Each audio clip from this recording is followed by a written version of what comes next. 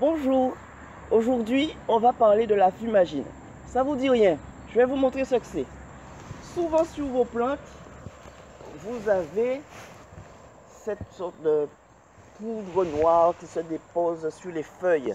Vous n'aimez pas, si ce sont des plantes d'appartement, ça fait pas beau. Et de toute façon, si c'est des plantes en extérieur, ce n'est pas bon.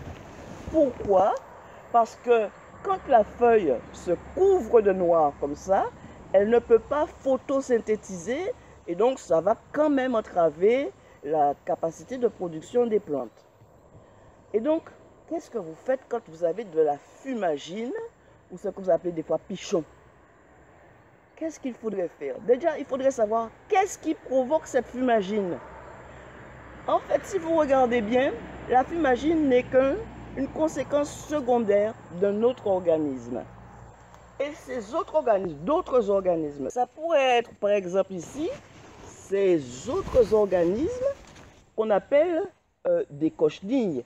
Mais des cochenilles, c'est comme si je vous avais dit des poissons. Il y en a de toutes sortes.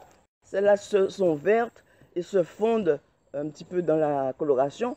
Elles sucent la sève. Il y a les cochenilles, il y a les pucerons qui peuvent faire la même chose. Et quand je dis pucerons, il y en a des... C'est comme j'ai dit, poissons encore. Et il y a aussi des alurodes ou des mouches blanches.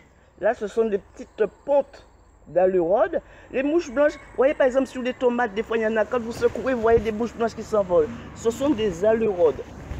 Et tous ces insectes-là sont des insectes piqueurs-suceurs. Ils aspirent la sève. Mais comme dans la sève, il y a trop de sucre pour eux, ils relâchent le sucre. Et comme ils relâchent le sucre, il y a des champignons sous ce sirop qui vont vouloir se développer. Ça sera la fumagine. Et vous verrez qu'il y a aussi souvent sur vos plantes des fourmis. Et leur rôle, c'est qu'elles sont très contentes du travail des cochenilles ou des alurodes ou des pucerons. Parce qu'elles s'en nourrissent aussi. Donc elles protègent ceux qui les nourrissent.